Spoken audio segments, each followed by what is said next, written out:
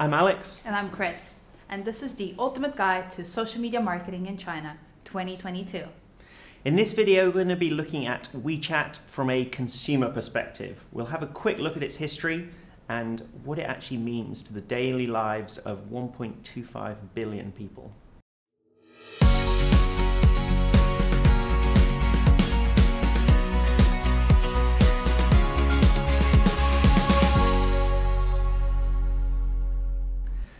To really help us understand why WeChat's so important to the daily lives of all these people, let's take a quick look at the history behind it. So the founder of WeChat is a man called Alan Zhang, and he originally started a company called Foxmail, which was similar to Yahoo Mail, and that was all the way back in the early 2000s. Foxmail was acquired by Tencent, and then in October 2010, Alan Zhang sent an email to Pony Ma, the CEO of Tencent, telling him about an idea he had for a new kind of communication app. Pony Ma trusted him, and Alan was given the permission to start a new project, and that was the birth of WeChat.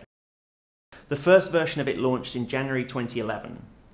Then in May 2011, WeChat added voice messages, and it was around this time that WeChat really started to take off, because it was a new feature and it was something so convenient. I remember at the time being able to just send quick voice messages like a walkie-talkie to my friends was so much more convenient than SMS.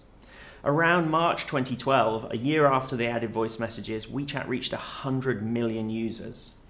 Then in April 2012, they added Moments. This was a feed of social posts that users could see, and it was very private. Unlike any other social network at the time, it was just your immediate friends that you could see content from. Around this time then in 2012, we started to see a lot of interest from companies. Wherever the user's attention was, of course, brands wanted to be there too. And that's where WeChat added official accounts, and we're going to cover these in a lot of detail in a later video.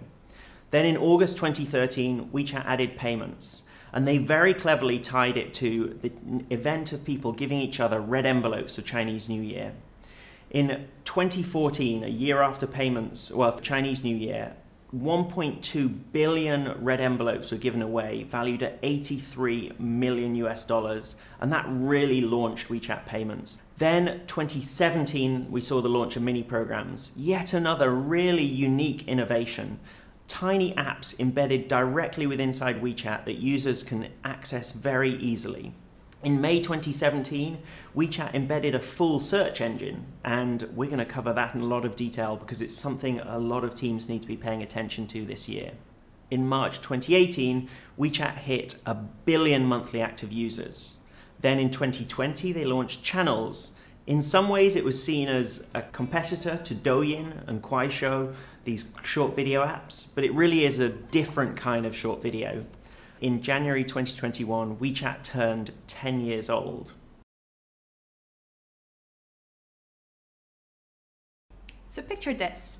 You're on a video call with your friend, but then you text another one of your friends using the same app. You book a taxi, you order your food delivery, you post a status update about the holiday that you've been looking forward to, you book plane tickets and your hotel for that same trip, you check if your health insurance is still there, you pay your electricity bill, you make a doctor's appointment with the same app, and then you reply to your mom that you've covered your doctor's appointment. So these are just some of the things that you can do within WeChat. Let's take a look at the experience of WeChat for the individual user. So the first tab we'll see here is the chats feed. We've got friends, family, work group chats, friends group chats based around interests, and of course some company accounts are able to appear directly inside this feed.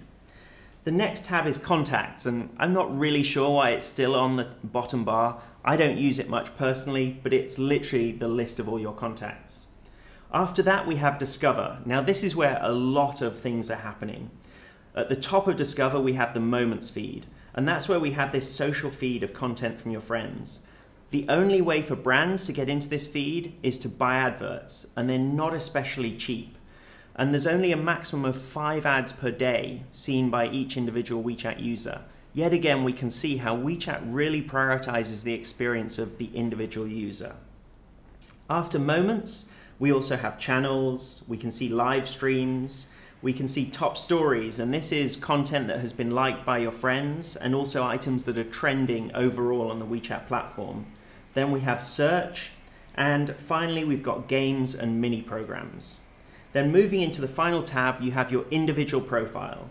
We have WeChat payments. So this is your wallet. This is where you are able to find all of the money you have stored inside WeChat, link it to your bank cards, and also access lots of financial services. I'm able to pay my utility bills, access public services, buy rail, flights, order a taxi, and buy movie tickets, so many other things, all from within that tab, quite hidden away, you could argue.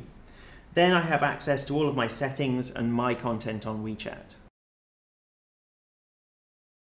You might be wondering, well, has nobody tried to compete with WeChat? Well, yes, they have, and to be honest, they've all gone the same way as Google Plus when they tried to compete with Facebook. Xiaomi actually did pretty well with Mi Talk, but ended up shutting down just the same day as WeChat's 10th birthday.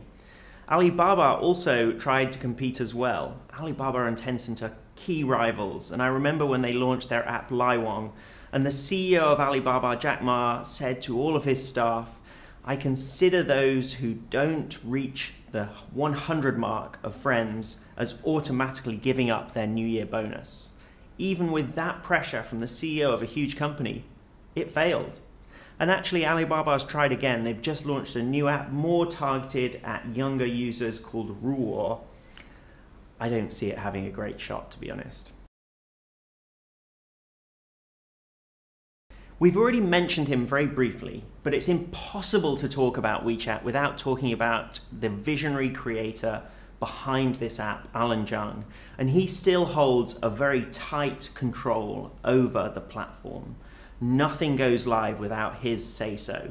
He's known for giving long 3-4 hour lectures on his thoughts on product development and how WeChat can impact people's lives.